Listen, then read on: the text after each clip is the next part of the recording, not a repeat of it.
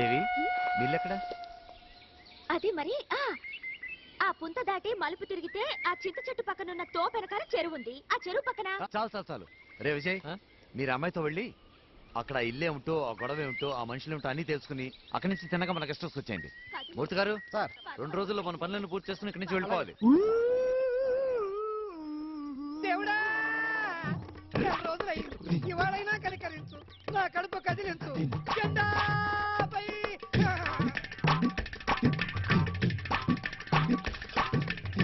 అయ్యయ్యో అయ్యయ్యో. అమ్మో, నీ ఇరుపులు సార్లే గాని ఎక్కడనే 3 అంతస్తుల బిల్డింగో? ఇదిగో ఇక్కడే. ఎక్కడా?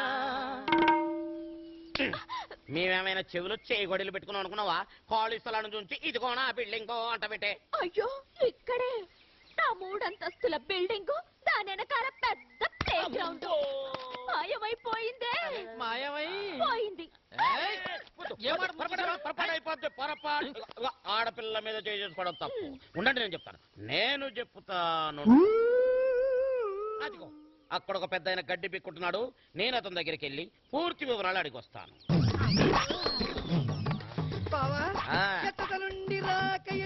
విశాఖ నుండి స్వామి. 3 అంతస్తుల బిల్డింగ్ ఒకటి ఇక్కడ ఉండాలని కొందరు అంటున్నారు. అసలు అది ఉందా అని. బిల్డింగ్ నేను చూడలేదే. నేను ఇక్కడే 20 ఏళ్ల నుండి రోజు ఈ పని చేస్తున్నాను. 20 ఏళ్ల నుంచే? రోజుకి 3 పూటల. 3 పూటల? రోజు నా ప్రయత్నం నేను చేస్తున్నాను. ఆ దేవుడు కనికరించినప్పుడు కనికరిస్తాడు. అబ్బా, ఆ మేడ గురించి చెప్పు గడ్డి తాత. ఇక్కడ మేడ కాదు కదా, ఆవు పేడ కూడా వెయ్యదు.